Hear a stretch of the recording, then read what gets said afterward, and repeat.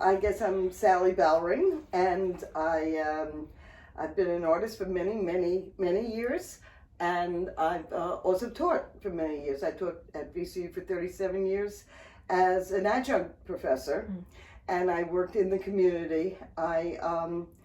Believe it or not, I never really wanted to be in academia per se. I've always wanted to be in the art world, but not particularly in academia. And yet most of my friends are academics, and I have been in academia for a very long time.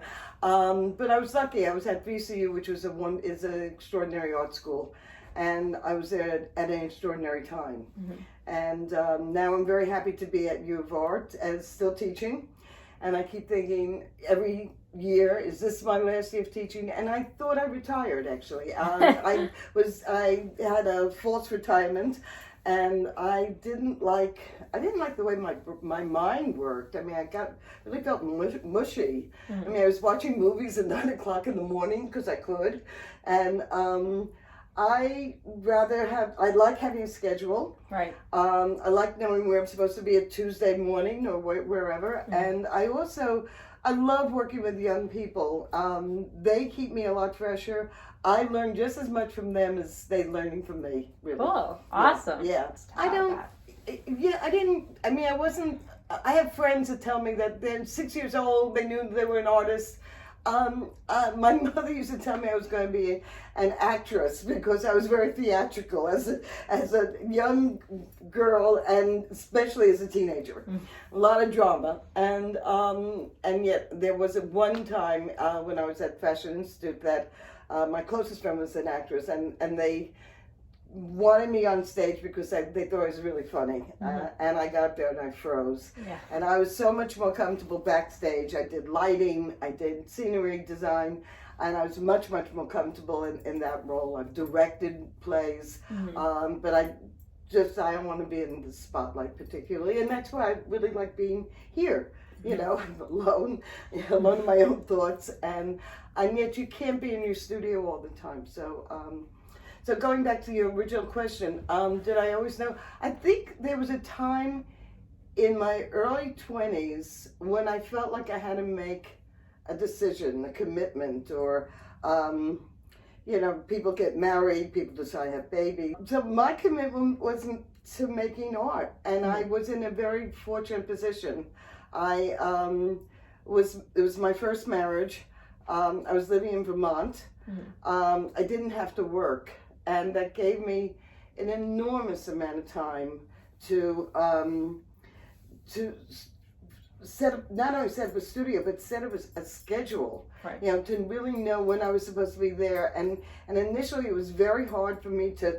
I had an egg timer, of when I'd be in the studio. But then I really developed fabulous studio habits from that period, and I loved it so much. I mean, I loved. It's not even thinking, because I think the best art gets made when you're not thinking. It's something else. It may feel like thinking, but it's something else that happens. So I think it was somewhere in my early 20s that I made a full commitment. And I've been making art for the past 50 years. Wow. I may look cute and young, but... Well, that's very impressive. I think the triangle has had a lot to do with my work. It started off in Vermont. It was not during a very happy time in my life. I was definitely a feminist of a very extreme sort at the time. And the triangle represented the conflict I was having between being a woman, an artist, and a mother, and somewhere in there a wife, Right. It was a beautiful symbol of that. It just had this strength, and yet there's a conflict involved in it also.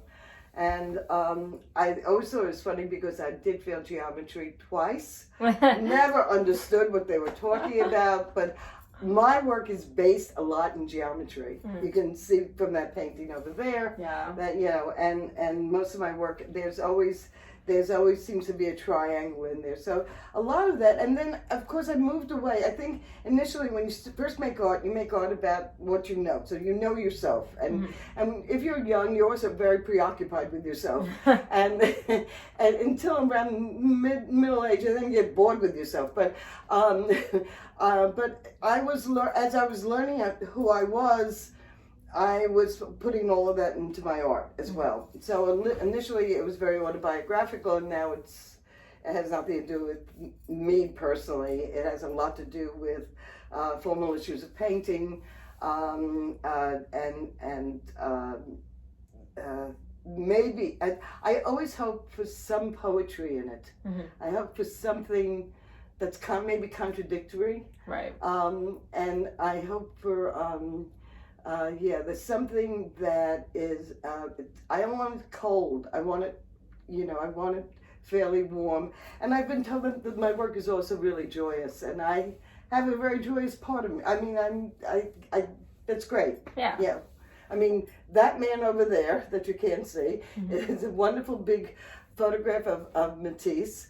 It was given to me by a wonderful friend whose husband was also a very dear friend of mine who passed away. And when she was cleaning out the studio, she said, "I think you should have this."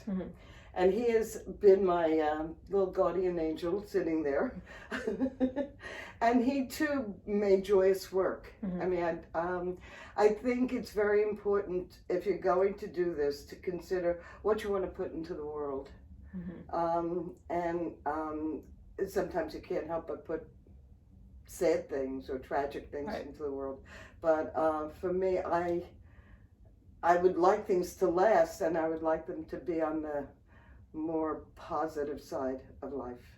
I think I'm always happy with the most recent work. Right. Yeah, it's always the most. I always think, and in the last show I had, which was called Present, and I like the double entendre of being present and a present as a gift. Yeah. And so it was both of those meanings, and of course I thought it was my best work ever. And yet some friends said, not really, because I really like some other work. And so everybody, people always have an opinion. Right.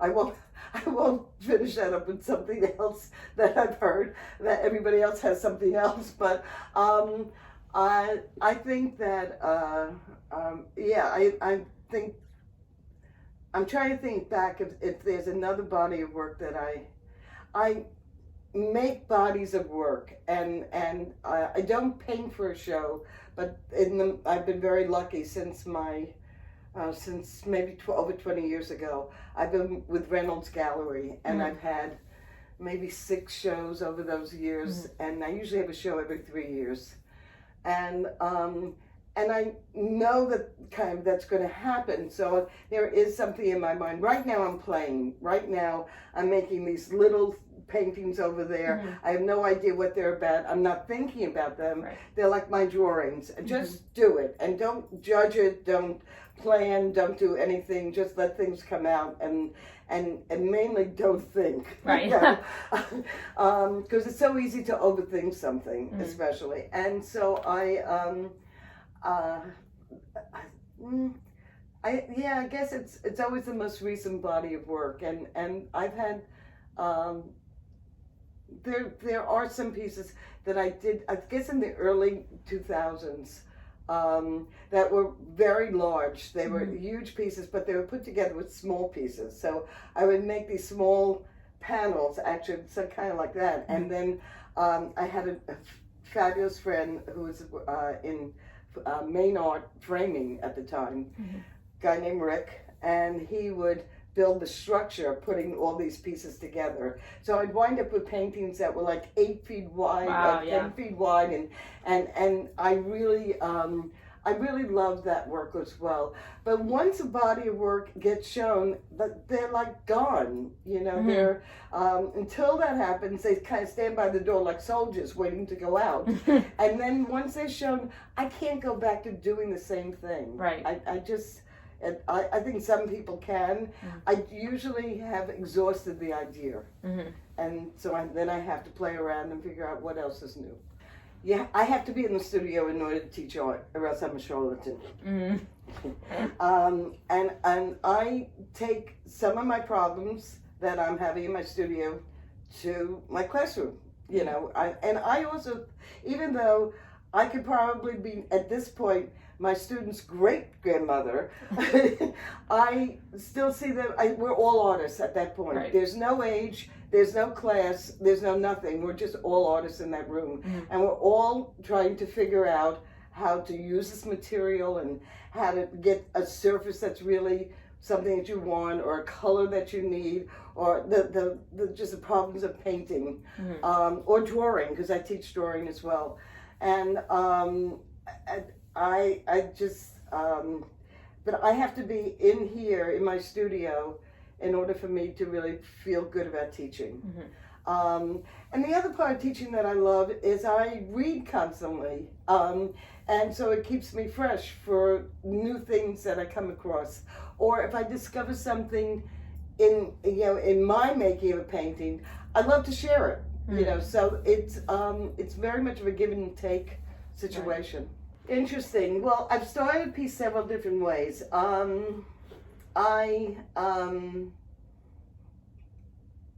Prior to the last, and I'll give you all this also, prior to present, I was making things based on a triangle, and I was basically drawing with masking tape. I would I would usually put down a color, and then start putting masking tape onto the surface, but build it up and paint, and then mask again, and until there was something that really resonated with me. Then I finished that body of work, and I did, that was a body of work that I did in COVID.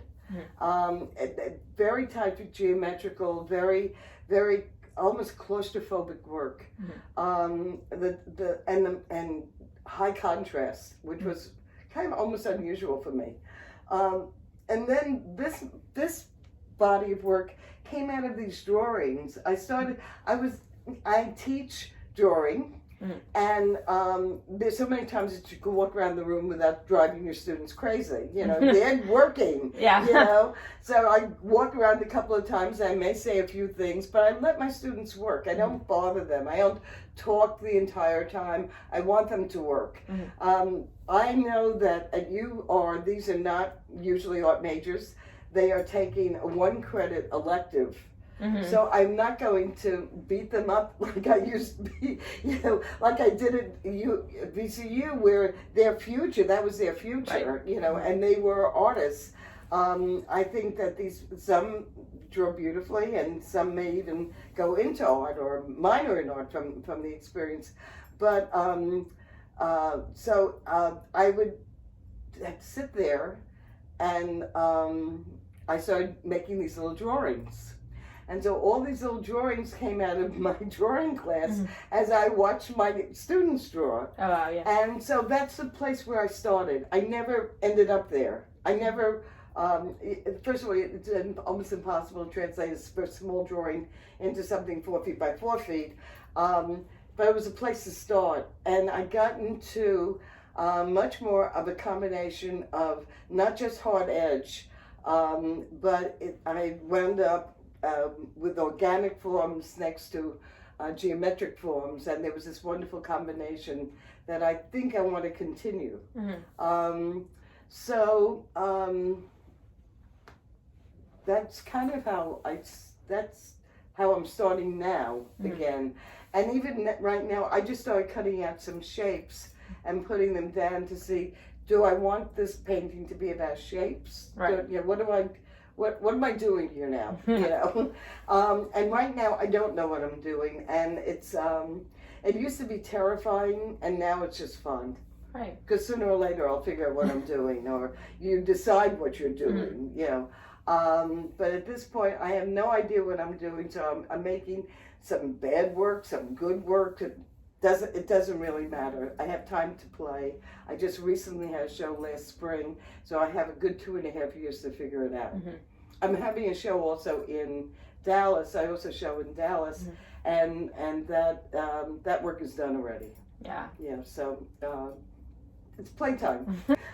I have a very dear friend named Lynn Murphy, and we once sat on the porch drinking wine, and we were talking about that because that's a standard question for people. Two questions get asked when I do a talk at a gallery. How long does it take? And when do you know when it's finished? And we came up with, it was the absence of annoyance. Mm-hmm. When nothing annoys you in that painting, you're done. So I love the absence of annoyance. Yeah. Yeah. I think I was born to be an abstract artist. Mm-hmm. I love jazz. I like poetry. Not that I always understand it, but sometimes I just like the rhythm of it. I like the not understanding of it. Mm-hmm. I do like math, but I didn't like geometry, oddly enough. So I like abstract things, mm-hmm. And so I don't know. Abstraction has always been so right there for me. Right. You know, I never wanted to paint realistically. Mm-hmm.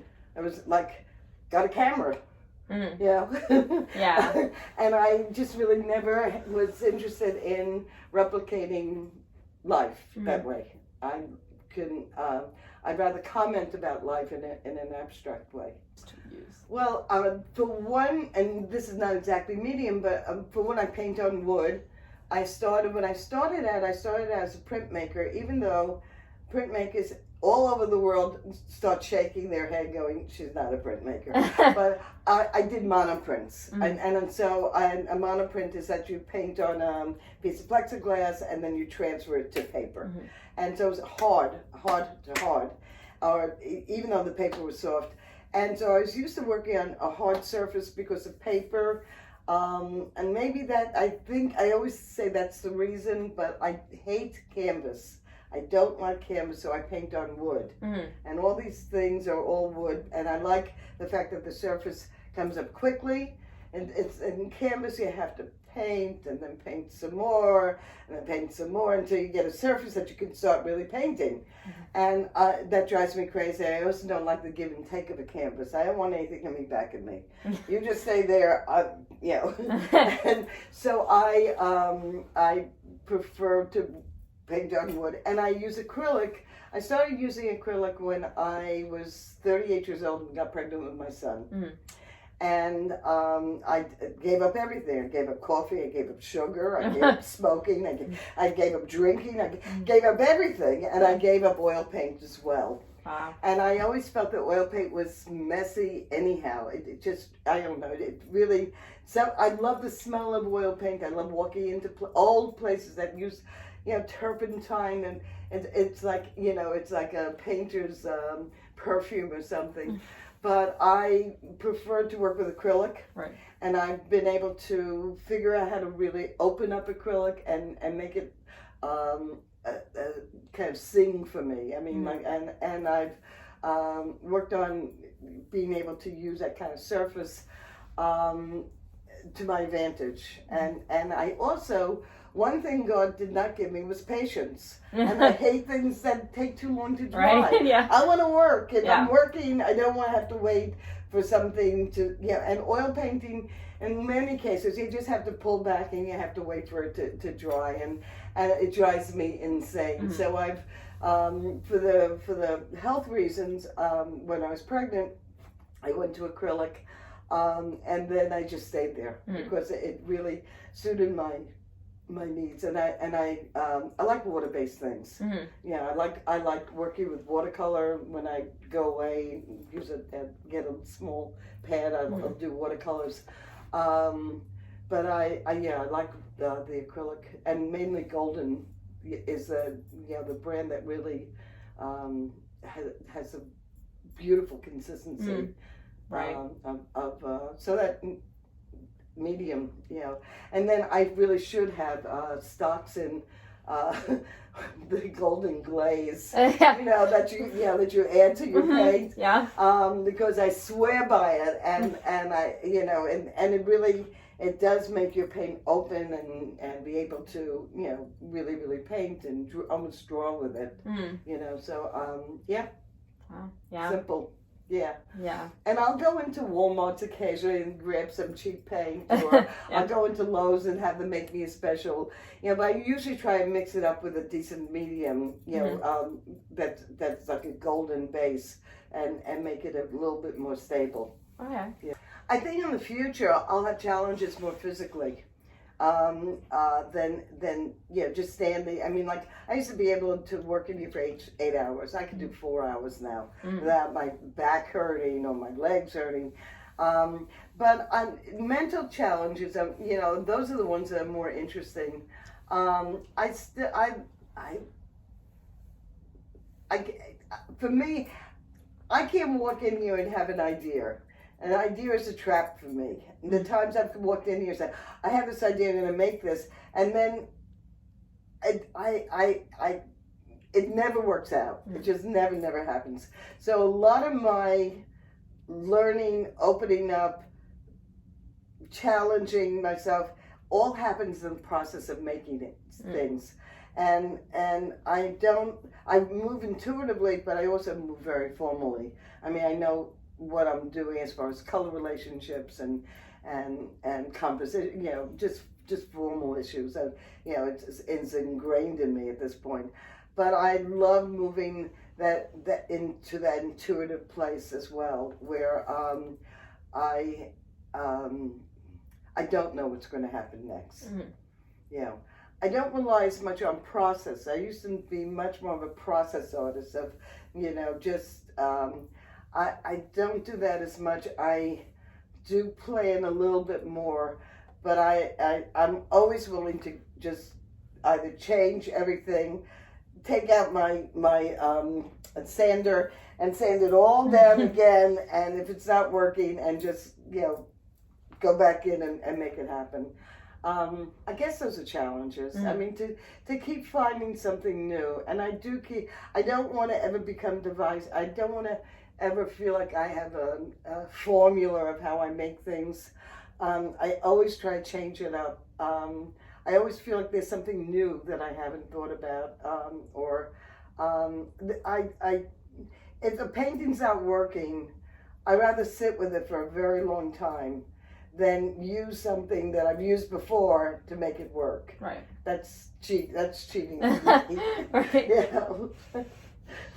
It's so nonverbal. Yeah. It's so nonverbal. I mean, I'm sitting here and I've looked at that painting now for the past 2 weeks, and I've not changed anything. And I keep looking and I'm fairly satisfied with it. And it keeps, there are places I keep looking at different areas. But it's so hard to describe when like when you make a cake and you put a toothpick in to make sure that it's, you can't do that with a painting. Right, really, yeah. But I like having a lot of time. I'm always done. If I'm having a show in April, I'm done sometime in early February. Because I want to look at everything for a long time. And I want to look, and because some days you walk in and you make something, go, oh God, brilliant. I come back the next day, what was I, nuts? Yeah. I mean, it was like, this is horrible. So I need to feel the consistency of looking at something and feeling that this is right. And I wish I had better language for it. Years ago, I realized I used to rub my stomach a lot when I liked something, in museums. I'd see a painting and go, that's really good, there's something that clicks for me, that there's nothing I would change. The painting's still interesting, I love it when a painting fails. I like when I make a big mess and I look at it and go, okay, and then I have to take off the gloves, you know. Yeah. And I have to put it up on the wall because I worked flat on my that table. Mm-hmm. Those big paintings are flat on the table. I like being able to move around them, and I like working flat. And then I'll put it up, and then I'll put it back down, and I'll put it up and put it back down. That's also going to be my challenge, you know, because these are big paintings to schlep around. I'm still strong enough, you know. But I imagine in 10 years I won't be. You know, maybe I'll have a grandchild that would like to be my assistant or something.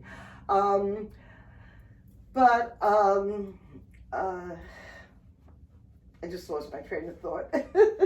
Paintings that fail, right? Paintings that fail, yeah. I love it when it's just a complete mess. And then I have to sit there and decide, okay, what do I want to keep? Is there anything I want to keep?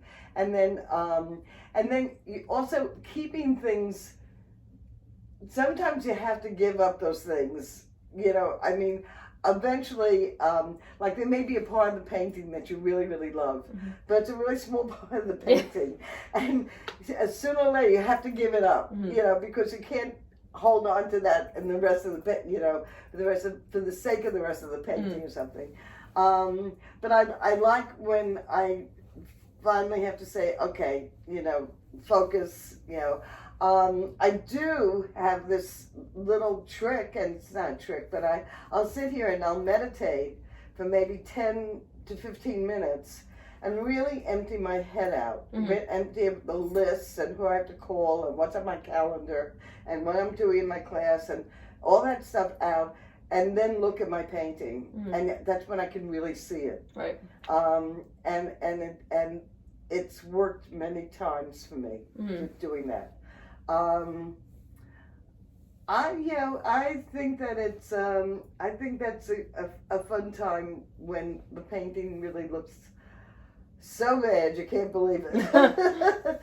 And then you pull it out, you know. Then you find things in it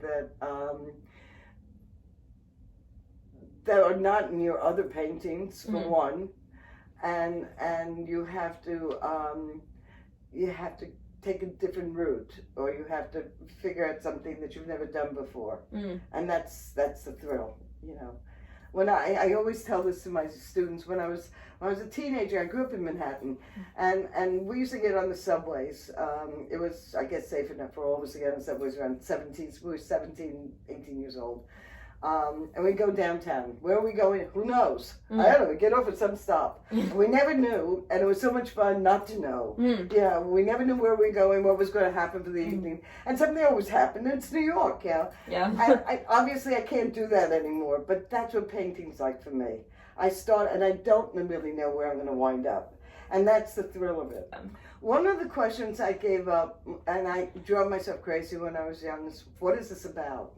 What am I doing? What is my work about? What is my art about? That's a question that you don't have to ask. Just make it, and then you'll figure out what it's about. It's not an intellectual pursuit. This is and it's not to say that artists are not bright and can be, but if you're overly intellectual, painting's going to drop dead on you. Yeah, there will be no magic in the painting. Right. It'll be didactic, and you don't want that. You know, that's one thing I would say that there's no to maybe put away questions, those questions that haunt you, and they come out of art school, unfortunately. They come out because you're supposed to be able to get up and talk about your painting, what is your process, and da da da da. And the older you get, the less I want to know about my process, I mean, because it's all there anyhow, and it's in the painting, you know. And I want people to look. I want people to. I give a full meal when I do a painting. I give a full meal. That, you know, if you come to my house, I'll also make you a wonderful big full meal. And I want the painting to be the same. I want you to be able to look at different things from far back and from close up, and in small areas and big areas, and you know, and so I think that's important also to tell a student to be generous, to be generous in their work, you know, and have fun. Yeah. You know, I mean, it's fun is such a stupid word. To be wondrous with it, you know, but to put away the angst, you know, I mean, because that's really kind of self-indulgent. Yeah. You know, you know, and I think that to really love the process of making art, you know, is really what it's about. Yeah. You know.